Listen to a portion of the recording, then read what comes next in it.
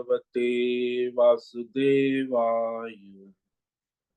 ओम नमो भगवते वासुदेवाय।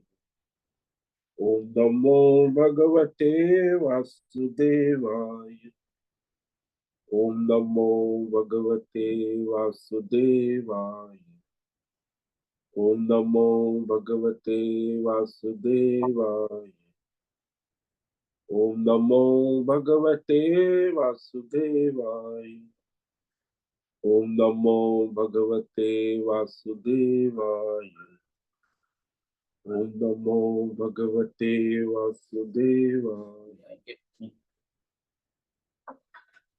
ओम नमो भगवते वासुदेवाय। ओम नमो भगवते वासुदेवाय। ओम नमो भगवते वासुदेवाय। ओम नमो भगवते वासुदेवाय। ओम श्री परमात्मने नमो नमः। ओम गंगणपतये नमो नमः। ओम सरस्वत्यै नमो नमः। ओम गुरुभ्यो नमो नमः। ओम सहनाववतु सहनौ भुनक्तु सह वीर्यं करवावहै तेजस्विनावधीतमस्तु मा विद्विषावहै। ओम शांति शांति शांति।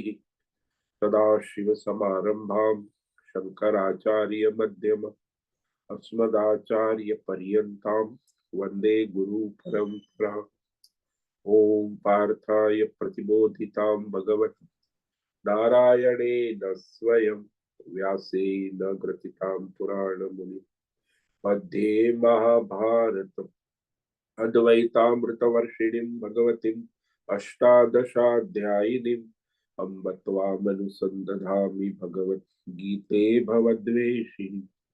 वसुदेवसुतं देवं कंसचाणूरमर्दनं देवकी परमानन्दं कृष्णं वन्दे जगद्गुरु।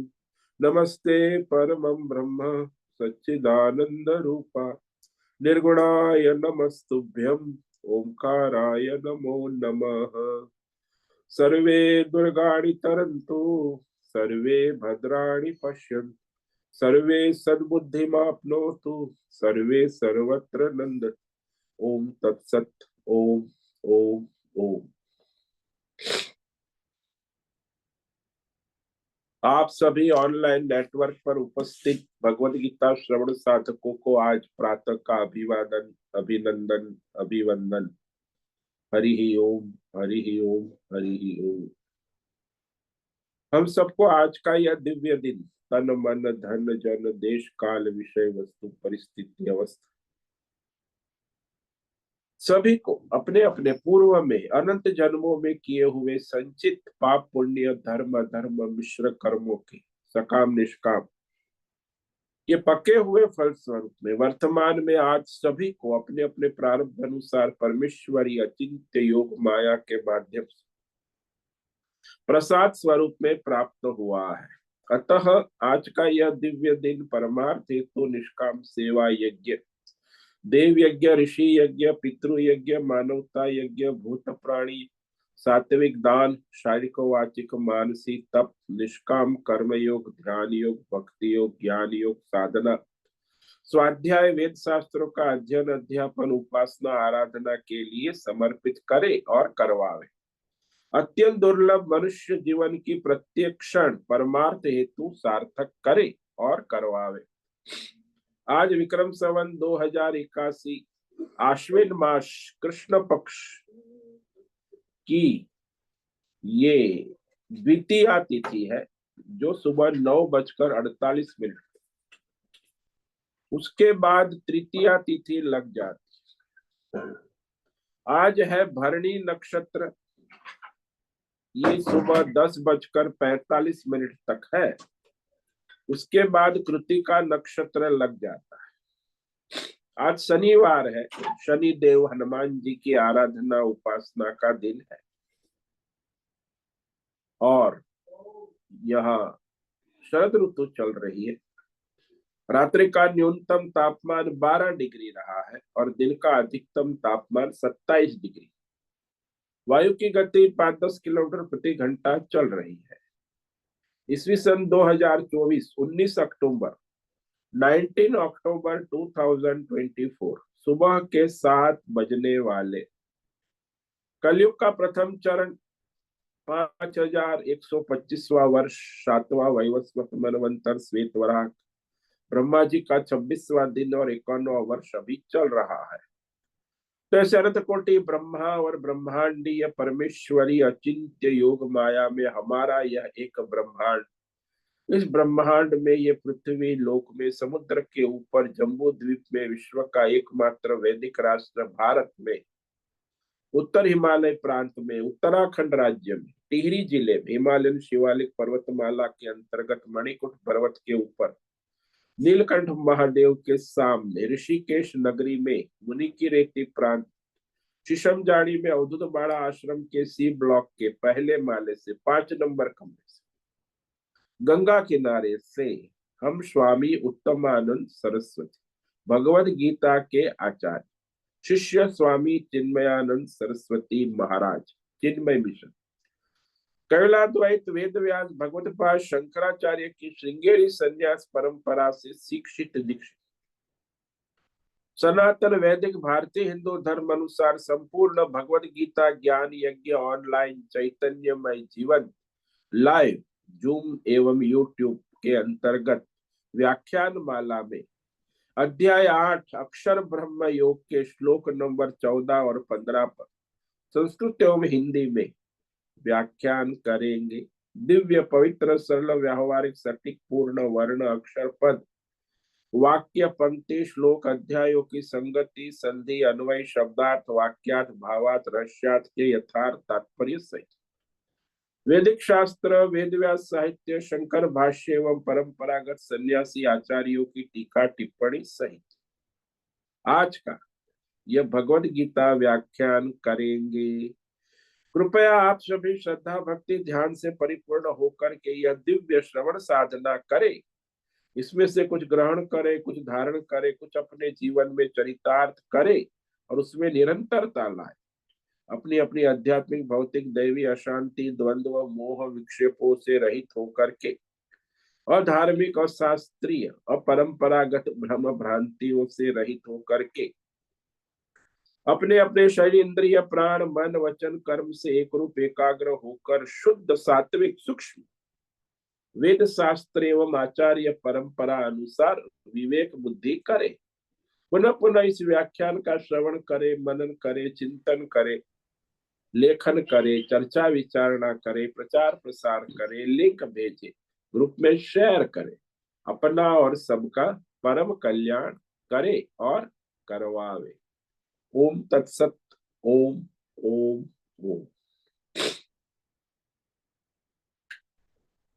तो अंत समय की भगवान विधि कह रहे हैं जिस पर हमने विचार किया था श्लोक नंबर 10 और 11 में कि वह कैसे अंत समय की तैयारी करे तो वो परम निर्गुण परमेश्वर के पद को प्राप्त होते हैं। तो ये 12 और 13 में हमने विचार किया था वो कैसे विधि है अंत काल में आत्म योग धारणा की विधि और निर्गुण परमात्मा का ध्यान कर परमेश्वर के स्वरूप को प्राप्त होता है। सर्वद्वाराणि संयम्य मनोहृदय निरुध्य च मूर्धन्याधायात्मन प्राणम आस्थितो योग धारणा ओमित्येकाक्षरं ब्रह्म व्याहरन् मामनुस्मरन् य प्रयाति त्यजन् देहं स याति परमां गतिम्। तो मृत्यु कब होता है इस प्रकार विधि बता रहे हैं। सर्व द्वाराणि संयम्य, सबसे पहले तो 10 इंद्रियों को द्वार को संयम्य कहा, संयमन नियमन करके यानी बहिर्मुख नहीं, अंतर्मुख करे, बाहर ना चले जाए, अंदर की ओर अंतर्मुख करे। सर्व द्वारा, नव द्वार जो सारे 10 इंद्रियों के द्वार है, जो बाहर की ओर है।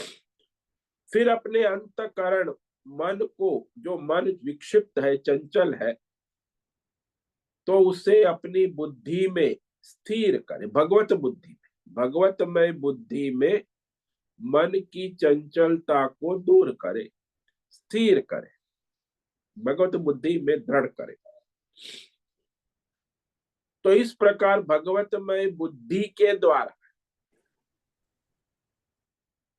प्राण बुद्धि आधाया, फिर अपने प्राण को जो है नाभि से, हृदय से मस्तक में, कुंभक, तो मस्तक में स्थिर करे, क्योंकि प्राण तो वहीं से जाएंगे, कुंभक मस्तक में। तो ये कुंभक की योग धारणा है, प्राण छोड़ने की स्थिति। तो योग धारणा में स्थिर होकर फिर ओम इति एकाक्षरम ब्रह्म, ओम इस उच्चारण, मानसी उच्चारण करे। वाचिक हो तो वाचिक भी कर सकते हैं, नहीं तो मानसिक स्थिति है तो मानसिक। ओम ओम ओम ओम ओम, अखंड तैल धारावत। तो उच्चारण करे, व्याहरण कहा, मानसी चिंतन करे, उसके अर्थ के साथ करे। केवल ओम जय अर्थ पता ना हो तो नहीं चले, उसके पहले अर्थ का अ क्या है, वो क्या है, म क्या है, और अर्थ सहित चिंतन करे। माम अनुस्मरण, इस प्रकार अर्थ सहित ओंकार का चिंतन करते हुए, अनुस्मरण, जो अपने भौतिक संसार और पंच महाभूतात्मक शरीर त्यजन, छोड़ देता है, छोड़कर, त्याग कर, प्रयाति, जाता है, सह, वह जो योगी है, परमाम गति मियाति, परमात्मा रूपी परम गति को प्राप्त होते हैं, सर्वोच्च गति, स्थिति। तो कैवल्य पद कहो, विशेष कहो, केवल परमात्मा को ही प्राप्त होते, इसको विदेह मुक्ति कहते हैं। तो वह परमात्मा के साथ जुड़ जाता है।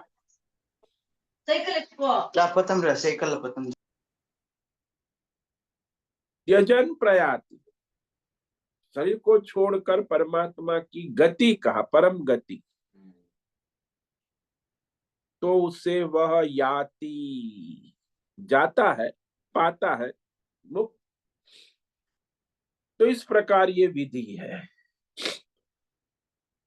अब जो प्राणायाम योग साधना नहीं की है, तो फिर वो क्या करे? योगी है, उसका तो स्वेच्छा मरण है, वो कभी भी अपने प्राण को स्थिर कर छोड़ सकता है, योग साधना की है तो वो तो जैसी विधि कही वैसे बैठकर अपने प्राण को छोड़ सकता है। पर जो लोग इस योग प्राणायाम आदि नहीं करते, नहीं जानते योग विधि प्राणायाम, तो उसके लिए क्या उपाय है? हालांकि अष्टांग योग साधना भी कोई सरल उपाय नहीं है, वो भी विधि विधान से करना आवश्यक है। तो ये अष्टांग योग प्राणायाम आजकल योगा योगा बहुत, लेकिन वो भी अधूरा अधूरा योगा है, भोगा भोगा ज्यादा है। अरे भाई, यम नियम आसन क्रम है, उसमें 8 क्रम से। अब क्रम को कोई मानते ही नहीं, अक्रम। सब कोई ध्यान योग में बैठते हैं, तो कोई प्राणायाम में लग जाते, सब दुकान लगी, अलग अलग है। योग में भी प्राणायाम की दुकान अलग है, आसन की दुकान अलग है, ध्यान योग की दुकान अलग है। तो ये तो कोई साधना नहीं है, खाली एक टेक्नोलॉजी। तो उसका किसी को थोड़ा लाभ हो गया तो लोग जुड़ जाते लाखों करोड़ों, लेकिन वो साधना नहीं है।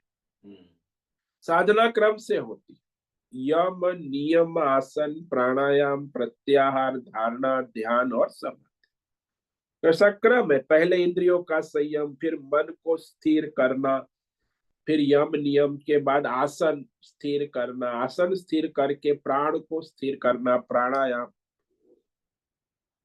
फिर परमार्थ धारणा करना, फिर परमार्थ का ध्यान करना, और फिर परमार्थ की समाधि। तो ये क्रम है। अब ये साधना तो सब लोग नहीं कर सकते, तो सरल भी नहीं है, बड़ी कठिन है। और वह न कर पाए उनका क्या होगा? वो प्रारब्ध वश तो मरने वाले हैं सबका। मृत्यु प्रारब्ध के अधीन है, कोई रोक नहीं सकता। कभी भी किसी की भी प्रारब्ध समाप्त होते ही मृत्यु निश्चित। कोई सोचता है कि मेरे पास डॉक्टर है और पैसा है और मेरे पास सिद्धि है, देवता प्रसन्न है, कोई बचा नहीं सकता। प्रारब्ध समाप्त होने के क्षण मृत्यु निश्चित है। इसीलिए प्रारब्ध जो है ना, प्रारब्ध के वश मरने वाला है सभी, कोई भी मनुष्य कभी भी कहीं भी।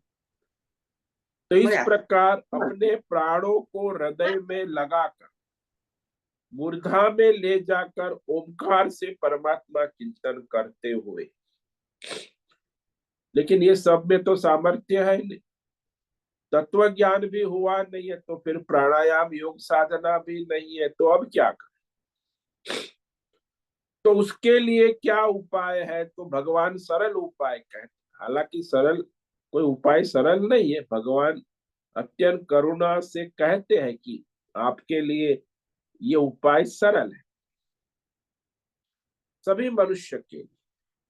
तो क्या है भाई सरल उपाय? भगवत प्राप्ति का सुगम सरल वो है अनन्य भक्ति, निष्काम भगवत समर्पित जीवन, कर्म योग ध्यान योग भक्ति योग ज्ञान योग बतलाते हैं।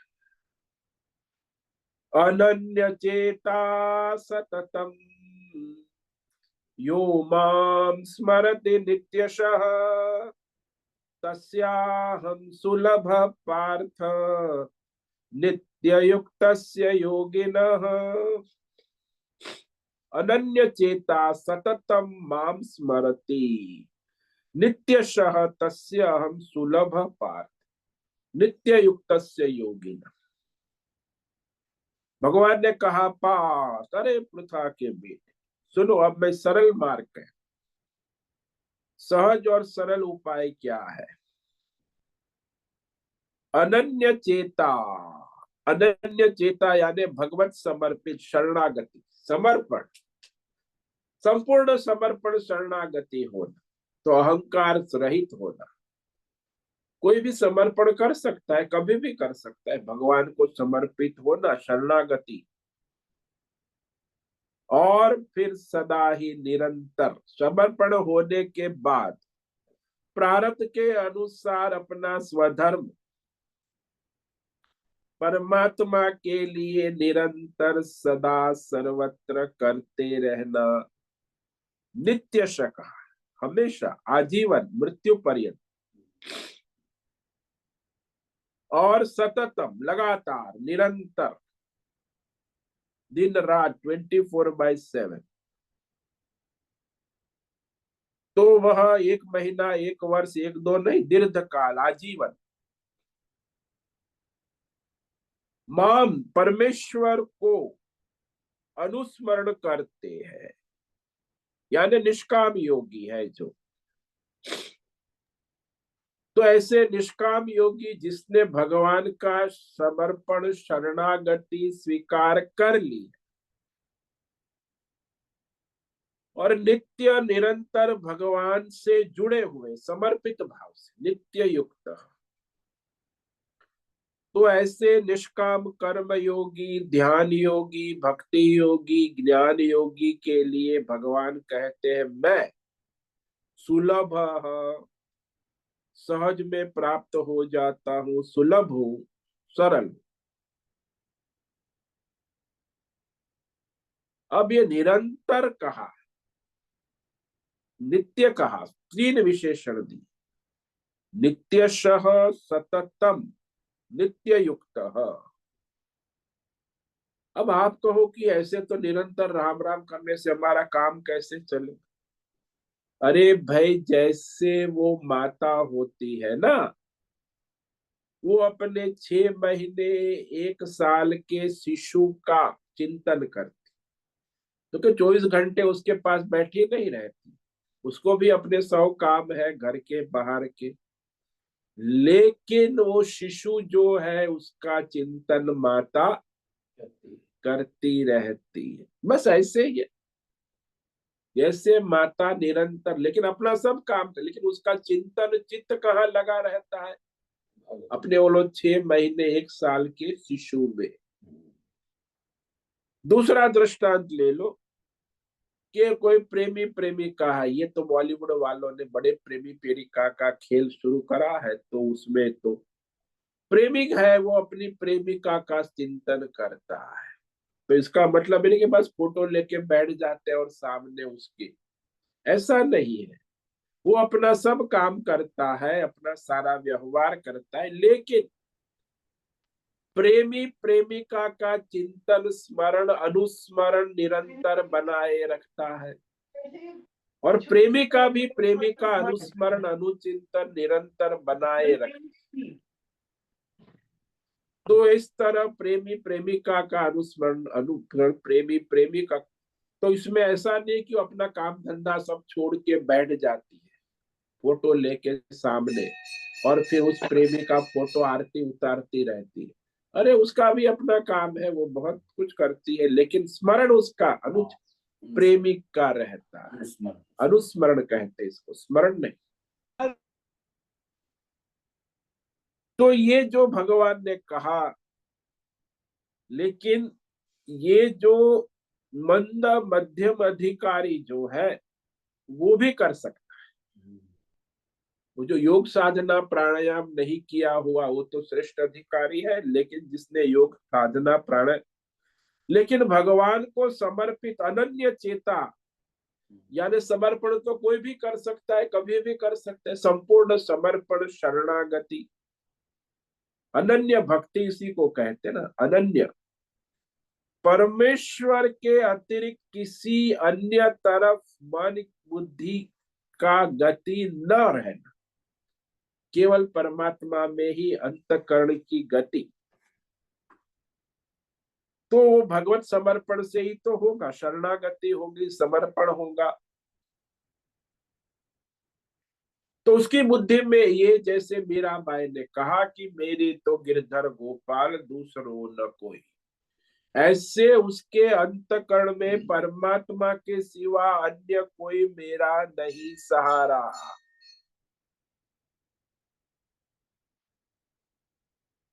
और मैं भी परमात्मा से अन्य नहीं। देखो, मेरा और मैं दोनों परमात्मा से, मैं परमात्मा से अन्य नहीं हूं और परमात्मा मेरे है, और मैं परमात्मा से अनन्य हूं।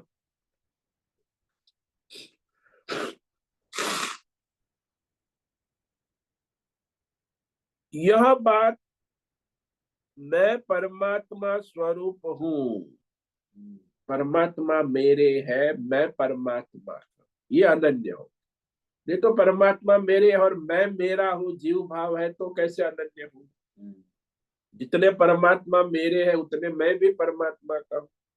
जैसे भक्त प्रहलाद है, वो यही कहता था कि नारायण के सिवा कोई है ही नहीं मेरा। उसके हिरण्यकश्यप बाप ने उसे मारने के लिए कितनी कोशिश की, अपने बाप ने उसको, फिर भी वो नहीं मरा। यहाँ तक कि अग्नि में होलिका बहन को भी बिठा दिया, तो भी, क्योंकि वो अनन्य भगवतमय बुद्धि वाला था भक्त प्रहलाद। मीरा भी ऐसी थी, उसका भी कृष्णमय बुद्धि थी, भगवतमय बुद्धि।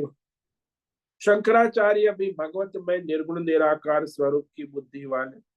तुलसीदास राममय भक्ति भक्ति राम भक्ति में तल्लीन थे। कबीर निर्गुण उपासक थे। तो इसे कहते अनन्य चेता, परमात्मा से अन्य मैं नहीं हूं और मैं परमात्मा का ही हूं। ये अनन्य चेता यानी भगवतमय अंतकरण बुद्धि। जैसे संसार में आजकल वो बनिए लोग होते हैं, उनकी बुद्धि क्या होती है? पैसा पैसा पैसा पैसा पैसा, दिन रात, रात को भी पैसा, दिन को भी पैसा। तो पैसा में उसका सारा चिंतन, दिन जीवन पूरा हो जाता, फिर लाख करोड़ जोड़कर मर भी जाता है, ऐसे ही मरता है। और फिर उसके परिवार वाले भोग करते हैं। तो ये जो संसार में मनुष्य का मन कहाँ लगा है? किसी का मन परिवार में लगा है, परिवार परिवार परिवार। किसी का मन पैसे में लगा है, पैसा पैसा पैसा पैसा। किसी का मन मेडल में लगा है, medal medal, gold medal gold medal. अब परमात्मा में कहाँ लगेगा जब ऐसे संसार में लगा है? तो जिसका मन भौतिक विषय में लगा है वो अनन्य चेता नहीं है। जिसका मन इस अध्यात्म में लगा है, योग सिद्धियों में लगा है, उसका भी परमात्मा में मन कहाँ से हो? और जिसका मन देवी देवताओं में लगा है वो भी परमात्मा में कैसे लगेगा? तो मुख्य बात ये हुई, परमात्मा से अन्य कुछ, मेरी राग मेरी आसक्ति मेरा अपना विषय नहीं है। परमात्मा ही मेरा है। परमात्मा में मेरा राग और आसक्ति अखंड है। जैसे वो माता की राग और आसक्ति अपने शिशु में होती, और शिशु भी, उसकी आसक्ति भी माता में अखंड होती है। वो भी 24 घंटा माता का चिंतन करता है, 6 महीने का, 1 साल का, लेकिन वो भी। तो इसे कहते दोनों ओर से अनन्य चेता। तो जब भगवान भगवतमय हो जाते हैं तो भगवान भी तो भक्तमय हो जाते हैं ना। ऐसा नहीं कि केवल भक्त ही भगवानमय होते हैं, भगवान भी भक्तमय हो जाते। इसे अनन्य चेता का, निरंतर लगे हुए। तो ये जो दृढ़ निश्चय है, समर्पण है, निष्ठा है, उससे भगवतमय बुद्धि, अनन्य चेता। अब उसको कहे आपको क्या चाहिए, तो बोले मैं केवल परमेश्वर को ही चाहता हूं, और कुछ चाहने लायक मेरे लिए इस संसार में न कोई भौतिक विषय है, न अध्यात्म है, न दैव। केवल परमेश्वर को ही चाहते हैं। अब विवेक वैराग्य साधना की मंदता के कारण संसार में उनको यदि राग है, आसक्ति है, तो भगवान को कैसे चाहेंगे?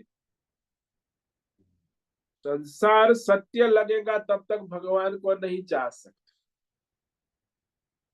संसार में असत्यता, असारता या मिथ्यात्व किसी कारण से उत्पन्न होता है। अरे ये संसार असत्य है, असार है, मिथ्या है। तो उसकी बुद्धि जो है विवेक कर सकती। अब जिसको संसार सत्य लगता है, नित्य लगता है, असार नहीं लगता है, वो तो परमात्मा को क्यों चाहेगा? वो तो संसार को ही चाहेगा ना। इसलिए बुद्धि में जिसकी मिथ्यात्व, सत्यता, संसार के प्रति राग आसक्ति गई नहीं, यानी बुद्धि अभी दृढ़ है, उसमें राग आसक्ति लगी हुई है ना। केवल सत्संग सुनते ऐसे समझते हैं, जानते हैं कि ये मिथ्या है, समझने से जानने से कुछ नहीं होता। व्यवहार में क्या करते हैं? व्यवहार से पता चलता। यदि कोई मनुष्य स्वप्न से जग कर स्वप्न के लिए व्यवहार करता है, तो फिर वो कैसा कहा जाएगा? जागा।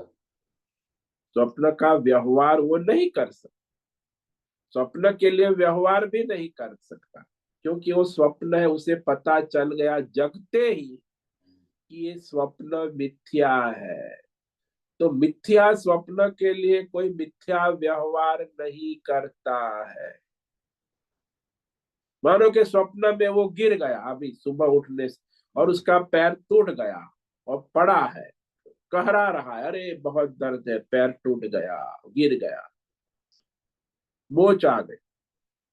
तो जगने के बाद कहेगा अरे मैं सपने में गिर गया था, अभी हॉस्पिटल ले चलो, ऑपरेशन, इलाज इलाज, बहुत दर्द हो रहा है। अरे मैं स्वप्न में गिरा था, अभी जगने के बाद वो थोड़ी हॉस्पिटल जाएगा, बोलेगा ही नहीं। हॉस्पिटल जाने की कोई संभावना ही नहीं। वो तो कहेगा अरे स्वप्न था, मिथ्या था, वो गया सो गया। बोलेगा ही नहीं। तो जैसे मनुष्य जगने के बाद स्वप्न जगत के अपने सारे व्यवहारों को करता नहीं है, वैसे ही ये जागृत जगत के व्यवहार जिसके मिथ्या असत जब पता चल जाए, बुद्धि दृढ़ है तो, अजय नहीं है तो केवल समझते हैं, बोलते भी है मिथ्या है, असत है, असार है, किंतु उसी में पड़े रहते हैं। इसीलिए जो भगवान का भगत है, अनन्य चेता है, वो संसार के किसी भी भौतिक अध्यात्म दैव विषय को पाना नहीं चाहता, केवल केवल केवल परमात्मा को ही पाना चाहता है। इसे अनन्य चेता। अब दूसरे विषय को पाना चाहता है तो कैसे अनन्य चेता हो? वो प्रेमिका है, वो प्रेमिका को प्रेमी कहता है, अरे तेरे सिवा मेरा और कोई नहीं, तो अनन्य चेता हो। वो प्रेमिका देखती है, अरे ये तो इतनी 10 लड़कियों के साथ घूम रहा है और मुझे कहना है तू मेरी, तेरे सिवा दूसरी कोई, तो अनन्य चेता कैसे हुआ? और किसी लड़की की ओर आंख उठा के भी नहीं देखता, अपनी प्रेमिका को ही समर्पित है, तो अनन्य चेता। तो ऐसे संसार में देखा जाता है कि बुद्धि जिसकी दृढ़ नहीं है, केवल समझते हैं कि संसार असार है, असत है, मिथ्या है, लेकिन फिर चाहते क्या है? परमात्मा को भी पाना चाहते, संसार को भी पाना चाहते, तो संसार के विषयों को भी पाना चाहते हैं, पर तो जैसे तो अनन्य चेता कैसे होगा? जो संसार के किसी विषय पदार्थ को नहीं पाना,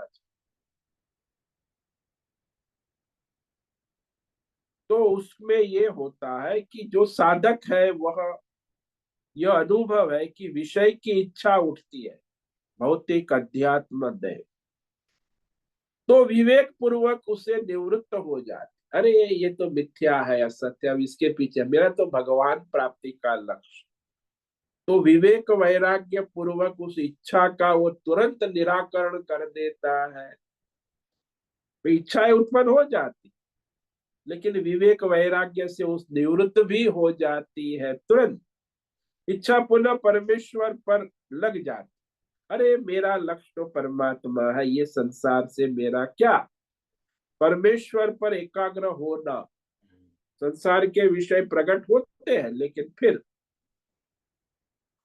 क्योंकि पूर्व जन्म के संचित संस्कार इस जन्म के भी, तो भौतिक विषयों का स्मरण भी होता है, विषय सामने भी आते, इच्छा भी होती है, लेकिन फिर वो अपने समझा लेता है विवेक पूर्वक, वैराग्य पूर्वक, कि मेरा अब लक्ष्य ये संसार के विषय नहीं है, भगवत प्राप्ति है। इसीलिए भगवतमय बुद्धि उसकी दृढ़ हो जाती, विषय की स्मृति आने पर भी अनन्य चेता, उसकी तरफ वो वृत्ति और प्रवृत्ति नहीं होती। आ गया विषय, फिर भी उसमें उसकी प्रवृत्ति और वृत्ति नहीं, क्योंकि वो अनन्य चेता है। भगवत में उसकी बुद्धि दृढ़ हो, दूसरे विषय आते। अरे कोई कहे कि अरे महाराज थोड़े ये पकोड़े खा लो, चाय पी लो, भगवान का भजन बाद में करो। बोले चाय पकोड़े खा के भगवान का भजन थोड़ी होता है। वो तो सोचेगा अरे भाई कोई फल खा के भगवान का भजन होता है, एक गिलास दूध पी के भगवान का भजन होता है, चाय पकोड़े खा के भगवान का भजन कैसे कर। तो समझता है कि भाई भगवान का भजन करने के लिए भगवत प्रसाद ही आवश्यक। तो ऐसे वैसे अनाप शनाप विषयों को ग्रहण भी नहीं करता। वो परमात्मा के लिए अनुकूल है ऐसे विषयों को जीवन निर्वाह के लिए ग्रहण करता है, वो भी भगवत बुद्धि से करता है। इसीलिए सततम हो गया, जो भी आया सब भगवान का है। कितना देर, बोले सततम। देखो शब्द भगवान ने कहा, नित्य, सदा और सततम, निरंतर, सदा, सर्वत्र, सब में निरंतर। बुद्धि जो है और कहीं विषयों में नहीं जाती है तो तुरंत उसे हटाकर परमात्मा में स्थिर कर दे। विवेक वैराग्य पूर्वक अपनी बुद्धि को परमात्मा में स्थिर कर देते हैं। अभी ऐसा तो निरंतर करना होगा, इसलिए कहा कितने दिन करें भाई विवेक वैराग्य का अभ्यास। बोले 1 साल, 2 साल, 1 महीना, दो नहीं, बोले आजीवन। आजीवन परंतर, दीर्घ काल पर्यंत कहा। यहाँ कोई भी वस्तु परमार्थ है वो 1 महीना, 1 साल, 10 साल, 20 साल का प्रोजेक्ट नहीं है। परमार्थ है आजीवन पर्यंत। तो वह भगवान के साथ समर्पित भाव से जुड़ा रहे, या तो भगवान के दास भाव से रहे, या भगवान का सखा जैसे अर्जुन है, या वात्सल्य भाव से जैसे वात्सल्य यशोदा का था, और माधुर्य भाव से गोपियों का माधुर्य भाव था। तो या शांत भाव से भगवान से जुड़े रहे। इसलिए कितने दिनों तक, कितने साल तक साधना करने, बोले अंतिम क्षण तक, मृत्यु आए तक, आजीवन। आजीवन के बाद कई सकते का जन्म जन्मांतर तक, केवल इस जन्म इस जीवन में नहीं, जन्म जन्मांतर तक धैर्य रखना आवश्यक है। अनेक साधक होते, साधना में प्रवृत्त होते, कुछ समय करते हैं और फिर वह साधना छोड़ देते हैं। निरंतर सतत समर्पित भाव से करने वाले साधक, इसीलिए भगवान ने 2 शब्द विशेषण कहे, सततम और नित्यश भी कहा। नित्य के द्वारा निरंतर, दीर्घकाल, आजीवन सूचित कर दिया। आजीवन नहीं, जन्म जन्म। नित्य का मतलब जन्म जन्म, जब तक मोक्ष ना हो तब तक, जन्म जन्मांतर तक। इसलिए आचार्य लिखते हैं कि कोई 6 महीना, 1 साल या 10 साल, 20 साल की साधना नहीं, आजीवन उपासना साधना करे। इस प्रकार जो निरंतर परमात्मा का समर्पित भाव से, शरणागति भाव से अनुस्मरण करता है, अनुचिंतन करता,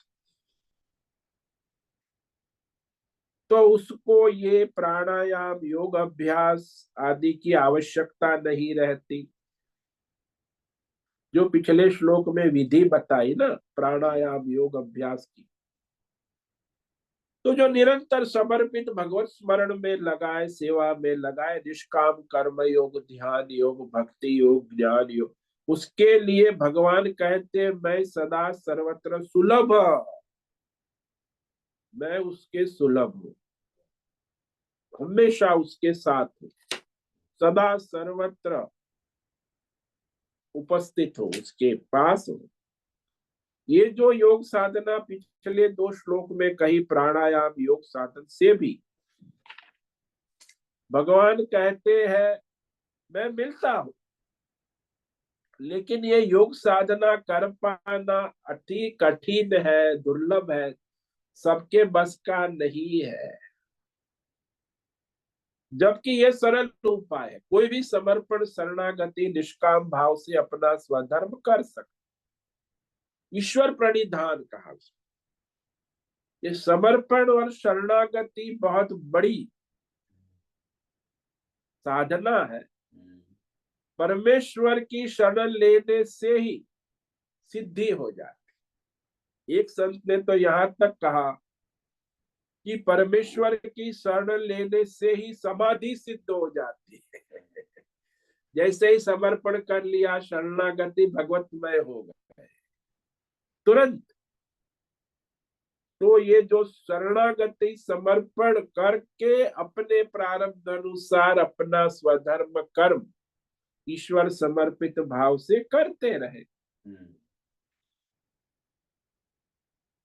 तो क्यों ऐसा सुलभ हो जाता है? क्योंकि जो शरणागति है, समर्पण है, उसके लिए सुलभ हो जाता है, नित्य युक्त। क्योंकि समर्पण है, नित्य शरणागति है, सदा सर्वदा हमेशा ही वह अपना अंतकरण परमात्मा से जुड़े रखता है, नित्य युक्त। मैं परमात्मा का सेवक हूँ या परमात्मा मेरे है, मैं परमात्मा को समर्पित हूँ, परमात्मा के शरण हूँ, और परमात्मा जो भी प्रारब्ध के अनुसार मेरा जीवन चलाते हैं वो मुझे प्रसाद रूप में स्वीकार है। परमात्मा जो मुझे सुख देता है, दुख देता है, लाभ देता है, हानि देता है, सब मेरे लिए परमात्मा का प्रसाद है। तो इस प्रकार नित्य युक्त, ऐसे ही जैसे बालक है नित्य युक्त, शिशु, माँ जो भी देती है, कपड़ा देती है, खिलाती है, पिलाती है, डंडे मारती है, फिर भी वो जो है माँ को देखता रहता है, वो शिशु है, माँ को समर्पित समर्पित। ऐसी शरणागति की भक्त की भगवान के प्रति हो जाती है, उसके लिए भगवान सुलभ हो जाता है, बाकी के लिए नहीं। जब तक अहंकार है तो कहां से भगवान सुलभ हो? वही शिशु जब 16 साल 18 साल का हो जाता है तो माँ को तुमको कुछ पता नहीं, मैं जानता हूँ क्या है, मुझे क्या करना है। तो फिर वो आ गया अहंकार, 16-18 साल। तो जब तक अहंकार है तब तक समर्पण, शरणागति है तो अहंकार, दोनों साथ में कभी नहीं रह सकते। ये तो अहंकार रहित है, उसके लिए भगवान कहते हैं मैं सुलभ हूं। जैसे दृष्टांत ले लो कि मेले में जाते हमारे साथ कोई छोटा बच्चा है, अब तो हमने क्या किया, उसके गले में नाम, फोटो, फोन नंबर डाल के बैच डाल दिया, ठिकाना लिखकर उसे बैच गले में चिपका दिया, और उसको समझाया कि और कहीं यहाँ वहां मत जाना, कोई कहे हमारे साथ आओ, कोई कहे वहां चले जाओ, तो भी, लेकिन वो बच्चा है तो जाएगा। तो ये एक तरीका हुआ। दूसरा तरीका है कि माँ कहती है कि देखो बेटे, मेरी उंगली पकड़ के रखना, मेले में कहीं उंगली नहीं, उंगली को छोड़ना नहीं। तो बच्चा जो है माँ की उंगली पकड़ के चलता है। दूसरा बच्चा है, उसके गले में बैच डाल के माँ ने छोड़ दिया,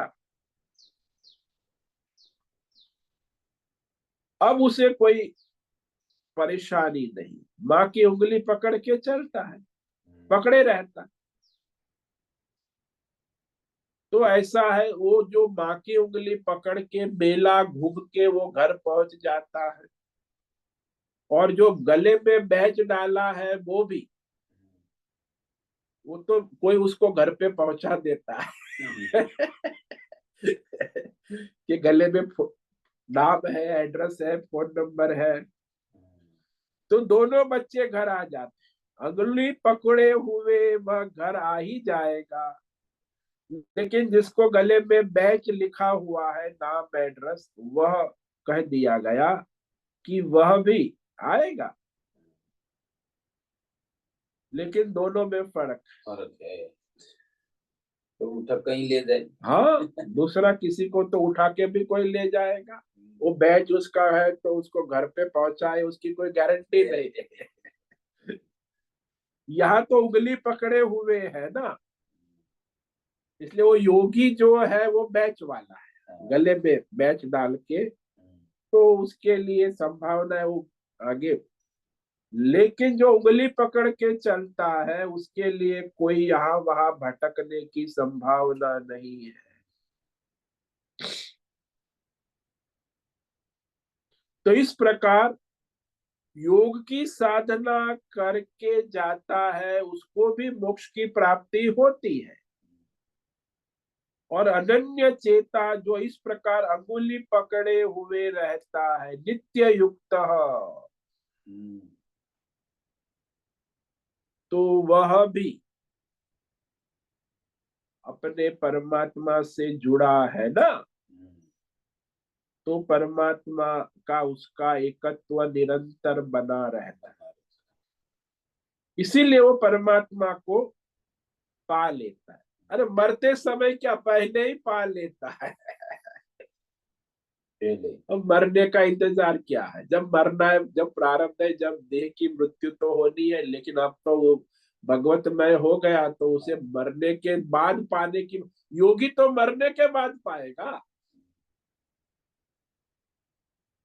ये तो परमात्मा को सदा सर्वत्र सब में पा लेता है, क्योंकि उसका परमात्मा से उसका संपर्क निरंतर बना रहता है। सुलभ अनन्य भक्ति मार्ग भगवान ने बतला दिया। निष्काम योग, भक्ति मार्ग कहो, निष्काम योग कहो, ध्यान योग कहो, निष्काम, लेकिन इसमें दो चीज, समर्पण और शरणागति संपूर्ण होना आवश्यक।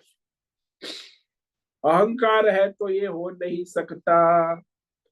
तो सुलभ है, कभी भी कोई समर्पित होकर शरणागत होकर भगवान का भजन कर सकता है।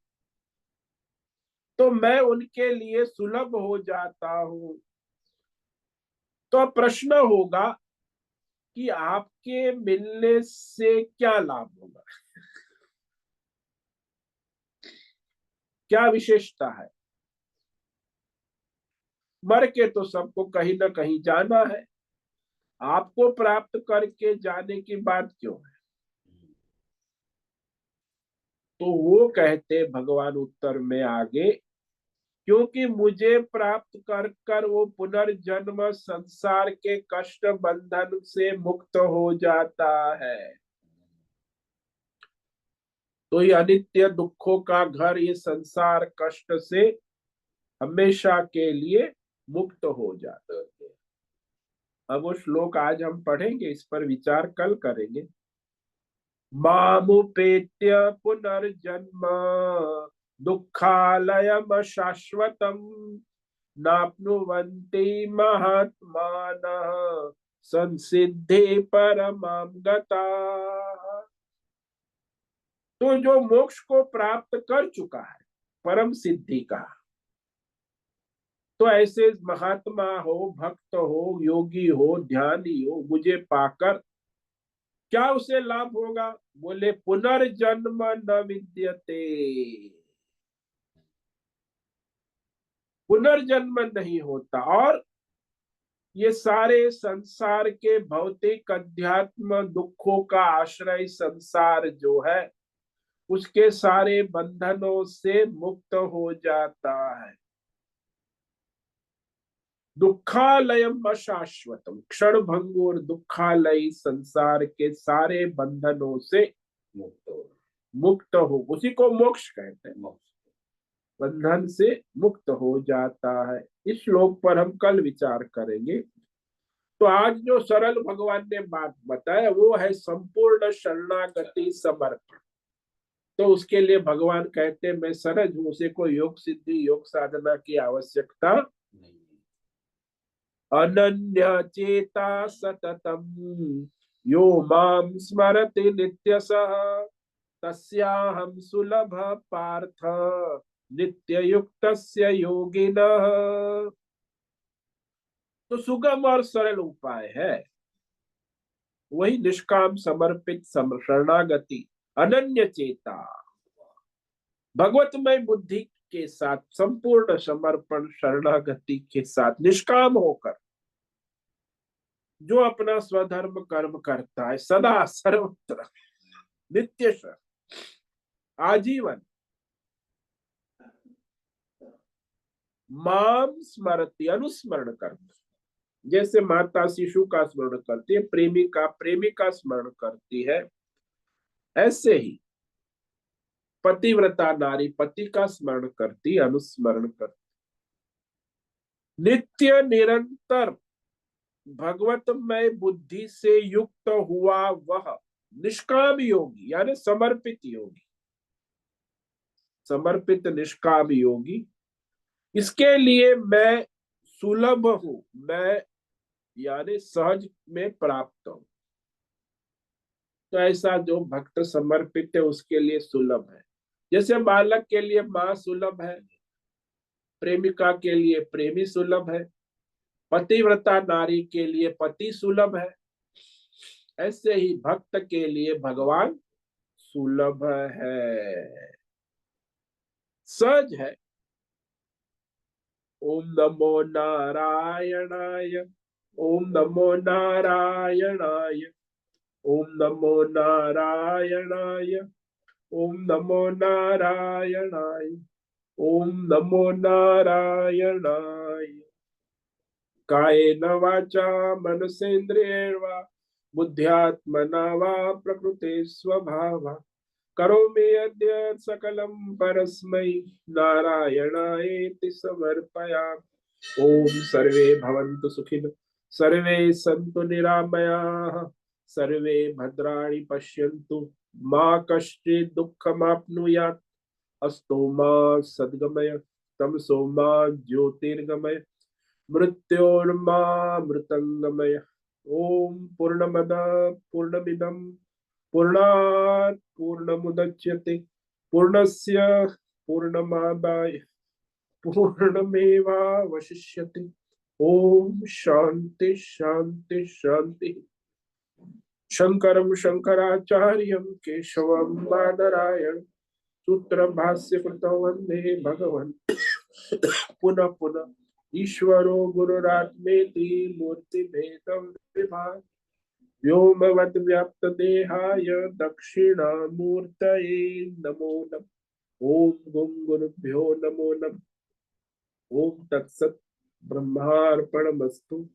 ओम ओम ओम।